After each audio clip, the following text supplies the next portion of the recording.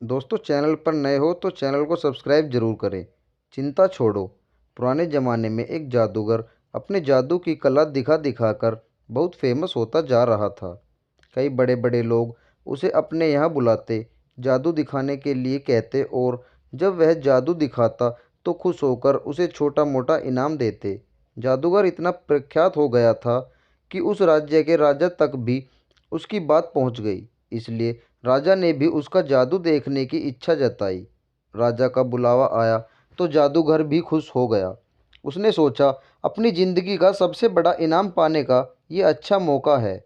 कोई ऐसा जादू दिखाऊंगा कि राजा उसे खुश होकर बहुत बड़ा इनाम दे दे। जादूगर राजा के दरबार में पहुंचा। तब तक उसने सोचा नहीं था कि वह क्या जादू दिखाएगा।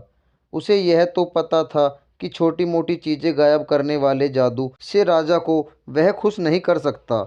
उसे कुछ बड़ा करना पड़ेगा। उसने जब राजा को पहली बार देखा तो उसकी नज़र सबसे पहले राजा के मुकुट पर पड़ी और उसने मन बना लिया कि राजा का मुकुट ही गायब करके सबको आश्चर्यचकित किया जाए। जादूगर ने अपना जादू शुरू किया और जैसा उसने सोचा था, राजा का मुकुट गायब कर दिया। राजा का मुकुट गायब होते ही सभा में बैठे सभी लोग राजा पर हंसने लगे। राजा को लगा कि जादूगर ने जानबूझकर उसकी तौहीन करने के लिए ऐसा किया है। राजा लोगों की हंसी को अपना अपमान समझ बैठा।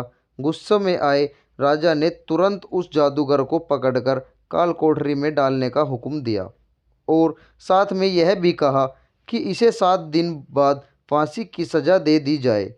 जादूगर ने ऐसा नहीं सोचा था, जो हो गया। फिर भी जादूगर इतना परेशान और दुखी नहीं दिख रहा था जितना उसे होना चाहिए था। जादूगर की पत्नी को जब इस बात की खबर लगी तो वह दौड़ी दौड़ी जादूगर को मिलने के लिए कालकोठरी में आई। वह अपने पति को इस तरह से मुसीबत में फंसे देखकर रोए जा रही थी। जादूगर ने उसे समझाया कि चिंता मत करो और खुश रहो। पत्नी को लगा कि मौत की सज़ा सुन जादूगर को सदमा लगा होगा, इसीलिए ऐसी बहकी बहकी बातें कर रहा है। पत्नी बोली, आप ऐसे समय में भी कैसे खुश रहने की बात कर सकते हो? जादूगर पत्नी से बोला, अभी से क्यों दुखी होना, अभी मेरे पास 7 दिन बचे हैं, बाद में देखेंगे जो हो ना होगा। जादूगर की पत्नी रोज उसे मिलने आती और जादूगर उसे खुश रहने के लिए कहता और कहता कि अभी इतने दिन बचे हैं। आखिरकार वह दिन आ गया जिस दिन जादूगर को फांसी देनी थी। राजा भी उस दिन अपने घोड़े पर सवार होकर जादूगर को देखने के लिए आया था। राजा को घोड़े पर देखकर जादूगर के दिमाग में एक आइडिया आया। वह राजा को देखते ही उदास होने का नाटक करने लगा और रोने लगा।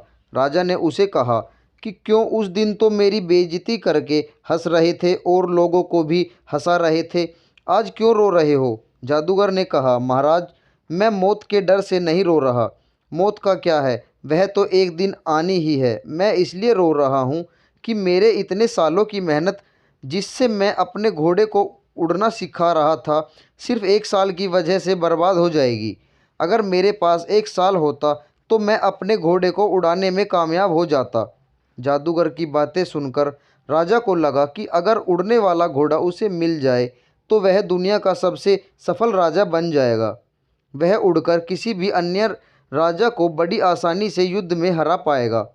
राजा के मन में लालच आते ही राजा ने उसे 1 साल तक का समय दे दिया और कहा कि अगर तुम 1 साल में मुझे ऐसा घोड़ा देने में कामयाब हुए तो तुम्हें फांसी की सज़ा नहीं दी जाएगी, लेकिन अगर तुम ऐसा नहीं कर पाए तो तुम्हें फांसी से भी बड़ी दुखदायक मौत दी जाएगी। काल कोठरी से छूटने के बाद जादूगर सीधा अपने घर पहुंचा। जादूगर ने देखा कि उसका पूरा परिवार और पत्नी उसके मौत का शोक मनाने के लिए इकट्ठा हुए हैं। जादूगर को देखकर सब आश्चर्यचकित हो गए। पत्नी जो पहले रो रही थी, उसे देख खुश हो गई। थोड़े समय बाद सब अपने घर चले गए। जादूगर की पत्नी ने जादूगर से पूछा, राजा ने तुम्हें छोड़ कैसे दिया?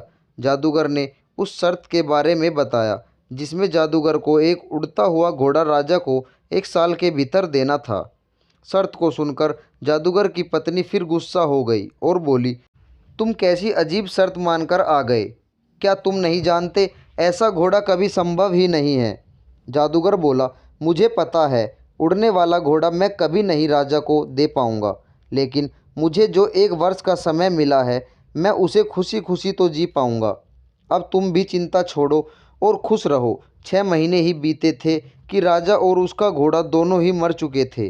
राजा ही नहीं रहा तो जादूगर को दी गई मोहलत जो 1 वर्ष की थी, अब जीवन भर के हो गई।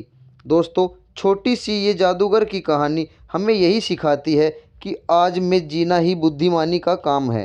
आपके पास अभी जितना समय है उसे खुशी खुशी जियो, उसका आनंद लो।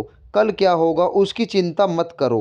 अक्सर हम जो सोचते हैं भविष्य उससे बहुत अलग होता है, इसलिए हमें जो वर्तमान का मूल्यवान समय मिला है उसे भविष्य की चिंता करके वेस्ट करने का कोई मतलब नहीं है।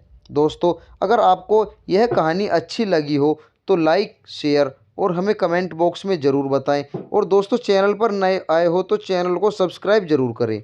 आपका बहुत बहुत धन्यवाद।